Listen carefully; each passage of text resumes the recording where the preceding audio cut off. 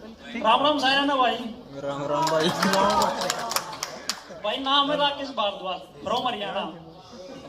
भाई कहना अपना यो है, जो अपना मुख्य उद्देश्य है ना वो जो मतलब बचना नहीं है इनते, बचना नहीं है इनते। इनकी तो गर्दन पकड़ गए मुद्दे मारने सीधे।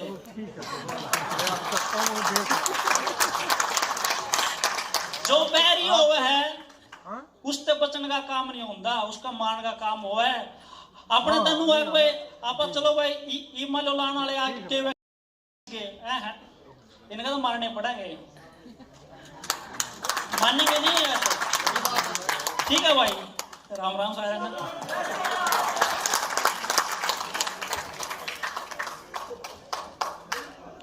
पहले तो जी मैं भी हरियाणा से हूँ, लेकिन मैं थोड़ी हिंदी में बोलूँगा जो समझ में आ जाए।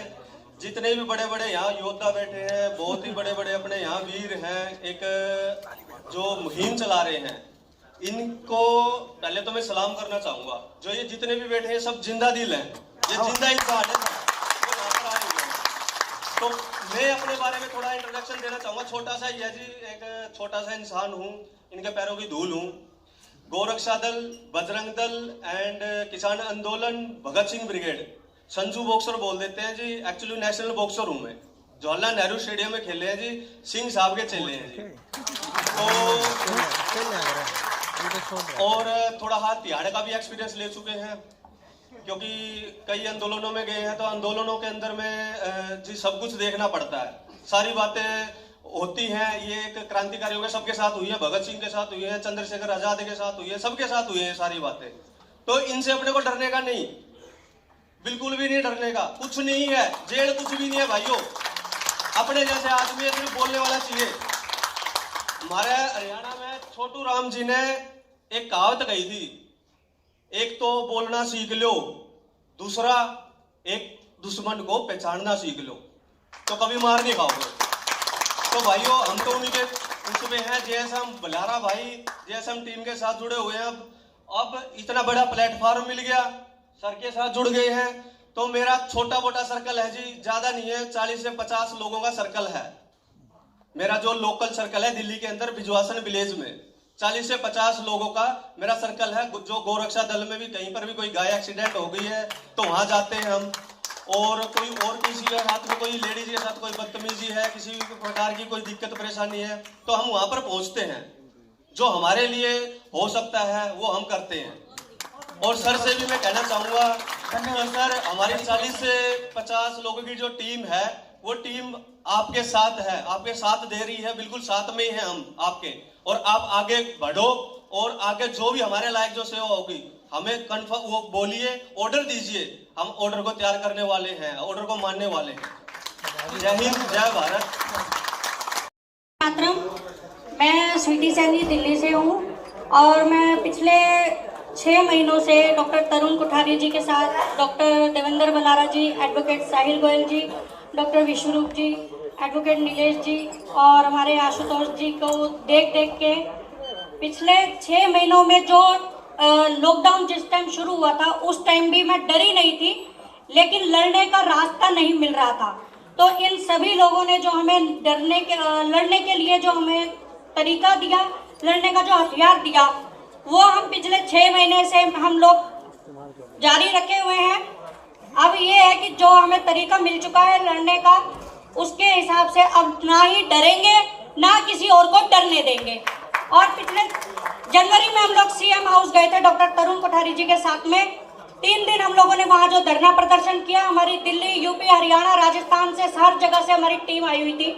हम सब ने मिलके 3 दिन उन सीएम हाउस वालों के नाक में दम कर दिया था और वो आगे भी जारी रहेगा, उसको हम रुकने नहीं देंगे। हम इसके बाद 12 मार्च को हम लोग पीएम हाउस पे गए थे, वहाँ भी रात भर हमें थाने में रखा गया। हमारे साथ लेडीज बच्चे सभी थे हम लोग, और पुलिस वालों के नाक में इतना दम हो गया था, हाथ जोड़ जोड़ के बोल रहे थे कि आप यहाँ से जाओ, और हम बोल रहे थे कि हम थाने से जाएंगे नहीं। आप हमें लेके क्यों आए, गैर कानूनी लेके क्यों आए हमें? जैसे आप लेके आए थे, या तो हमें यहाँ लेके आए उसके लिए माफी मांगेंगे, या हम आपने लगाई है, एफआईआर दर्ज करें, हमें भी कॉपी दे, फिर हम सोचेंगे कि हम जाएंगे कि नहीं जाएंगे। तो ये जो हिम्मत, ये हथियार अब हम छोड़ेंगे नहीं, मरते दम तक नहीं छोड़ेंगे। और पिछले 6 महीनों से जनता सरकार मोर्चा, जागो भारत अभियान और भारतीय परिवार अवेकन इंडिया मूवमेंट सभी के साथ हम जुड़े हुए हैं। और मैं ये मानती हूँ कि मैं हर उस संगठन से जुड़ी हूँ जो देश के हित में है, जो हमारी जनता के हित में है। हर उस संगठन का हिस्सा मैं हूँ, मेरा कोई परमानेंट कोई संगठन नहीं है। और इसके साथ ही मैं थोड़ा सा आगे, मेरी लड़ाई ऐसी जारी रहेगी। पिछले कुछ दिनों में हम लोग मेट्रो करने की वजह से पुलिस स्टेशन ले गए थे हमें पुलिस वाले। वहां भी मैंने अपने बच्चे के साथ में 2 घंटे मैं वहां पे लड़ी हूँ। जो उनकी सोच थी पुलिस वालों की, एसएचओ का कहना था मुझसे माफी मांगे, पुलिस वाले बोल रहे थे 500 रुपए चालान दे, और ना पहनना एक गलती है, ये गलती माने। तो ना हमने 500 रुपए चालान दिया, ना एसएचओ से माफी मांगी, ना हमने आइडेंटिटी प्रूफ दिया, और उन्होंने हाथ जोड़ के हमें 1.5 घंटे के अंदर अंदर बच्चे के साथ छोड़ा हमें। ये एग्जाम्पल मैं अपने आसपास में हर महिला को, हर बच्चे को, हर नौजवान को देती हूँ, और आगे भी इसी तरह से हिम्मत देती रहूंगी। डरना नहीं है, लड़ेंगे और जीतेंगे। इंकलाब! इंकलाब! मैं राजीव दीक्षित जी की डेथ के बाद, क्योंकि उनके साथ मुझे थोड़े समय काम करने का मौका मिला था, उनकी डेथ के बाद मैं बहुत मिस कर रही थी उनको। मुझे समझ नहीं आ रहा था कि ऐसा कोई व्यक्ति दोबारा मिलने वाला है जीवन में। जैसे ही ये लॉकडाउन और ये जो है ये षड्यंत्र चला, तो मैंने बहुत सारी वीडियोस डॉक्टर विश्वस्वरूप राय चौधरी जी की देखी, और मुझे सिर्फ उनकी बातों में और उनके व्यवहार में और उनका जो नजरिया था, उसमें मुझे राजीव दीक्षित जी की झलक दिखाई थी। तो मुझे इतनी खुशी मिली कि चलो, उसे तो हम झेलना ही है। बुरा लग रहा था क्योंकि सब घरों में बंद थे, लॉकडाउन था, लेकिन एक खुशी थी कि डॉक्टर विश्वस्वरूप राय के रूप में हमें राजीव दीक्षित जी वापस मिल गए थे, और हमें पता था अब हम जीत लेंगे इस जंग को। और मैं तभी से लगातार उनकी वीडियो सुन रही हूँ, उनको लगातार फॉलो कर रही हूँ, और बहुत सारे लोगों को मैंने इस नहीं लगाया, अपने परिवार में किसी को नहीं लगाने दिया, अपनी सोसाइटी में सबसे लड़ी हूँ। 2 साल से झगड़ा ही चल रहा है मेरा इन वालों से, और मैंने अपने घर में ना लेने दिया, ना मैंने खुद, और मैंने ये प्रण लिया, ये संकल्प किया है कि जब तक मेरा जीवन शेष है, मैं इस लड़ाई में अब सबके साथ रहूंगी। डॉक्टर देवेंद्र बलहारा के साथ जुड़ गई थी उस मुहिम से, और अब अपने नीलेश भाई के साथ हूँ, भारत नवनिर्माण जो है ये अभियान है इसमें, और अक्षय भाई के साथ हमेशा साथ रहूंगी, पूरा फुल टाइम। वंदे मातरम। नमस्कार साथियों, मेरा नाम आकाश है और मैं हरियाणा से हूँ। कुछ साल पहले मुझे इस षड्यंत्र के बारे में पता चला। रवि भाई ने किताब लिखी थी बैंकों का मायाजाल, तो उसको पढ़ा, तो मैंने अपने दोस्त से कहा यार ये षड्यंत्र चल रहा है और मैं इसके खिलाफ जाना चाह रहा हूँ। तो मेरे दोस्त ने कहा यार पता है ये लोग कितने खतरनाक हैं और तुम छोटे से हो, क्या कर लोगे। तो मैंने उसको एक बात कही, वही मैं बात आप सबको कहना चाह रहा हूँ। मैंने कहा देखा भाई, 2 तरह के लोग होते हैं। एक वो जो पहले देखते हैं मेरे पास साधन क्या है, मेरे पास साधन क्या है, और उस हिसाब से लक्ष्य बनाते हैं। और दूसरे वो जो पहले लक्ष्य बना लेते हैं और फिर देखते हैं कि साधन मिलेगा ठीक है, और नहीं तो जुटा लेंगे। तो मैंने लक्ष्य बनाया कि भाई व्यवस्था परिवर्तन होगा और होना ही चाहिए, और उसके लिए साधन कोई भी हो, चाहे खून हो, पसीना हो, त्याग हो, जो भी हो वो दूंगा। और आप सबका साथ देख के लग रहा है कि भाई अब व्यवस्था दूर नहीं है, हो जाएगा। धन्यवाद। नाम अंकित यादव है और मैं उत्तर प्रदेश के मुरादाबाद जिले से हूँ। पिछले 5-6 साल से मैं रवि भाई के और अक्षय भाई के साथ मिलकर काम कर रहा हूँ, और पिछले 2 साल से जब से नीलेश ओझा जी के बारे में मुझे पता चला और इनको मैंने सुना, तो मुझे भी इच्छा हुई और स्वाभाविक तौर पे आपस में सब लोग जुड़ ही गए।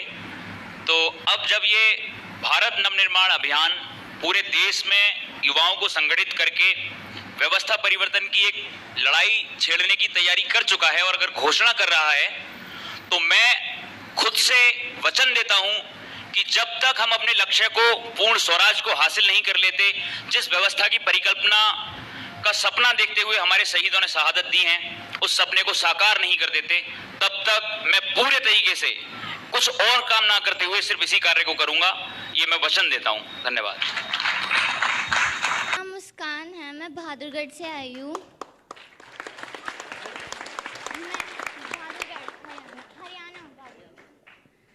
मैं 11th क्लास में अभी रिसेंटली हुई हूँ।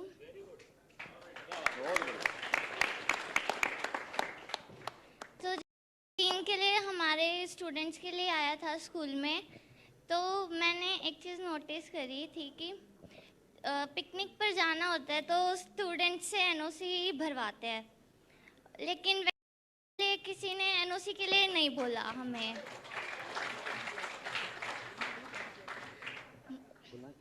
और किसी भी पेरेंट्स को पता नहीं था, और मेरे स्कूल के बच्चे आकर घर चले गए, तब उनके पेरेंट्स को पता चला कि उन्हें लग चुकी है।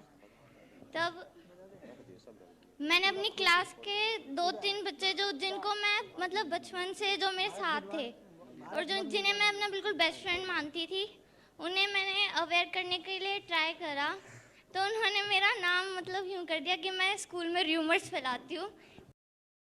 हमारे पेरेंट्स ने हमें कहा है के लिए, तो तू कौन होती है बोलने के लिए फिर हमें। तो फिर मैं थोड़ी सी ब्रेक हो गई थी, तब कि मेरे खुद के फ्रेंड्स जो मतलब मेरे साथ हमें 6 साल के लिए हैं, 6 साल से थे मेरे साथ, वही मेरी बात नहीं सुन रहे हैं, तो फिर कौन सुनेगा। लेकिन शुरुआत बहुत अच्छी है, और जब शुरुआत अच्छी होती है, सही काम के लिए होती है, तो एक दिन पूरी दुनिया सुनती है।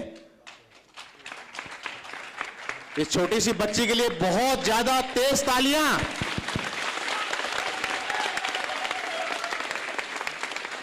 Thank you.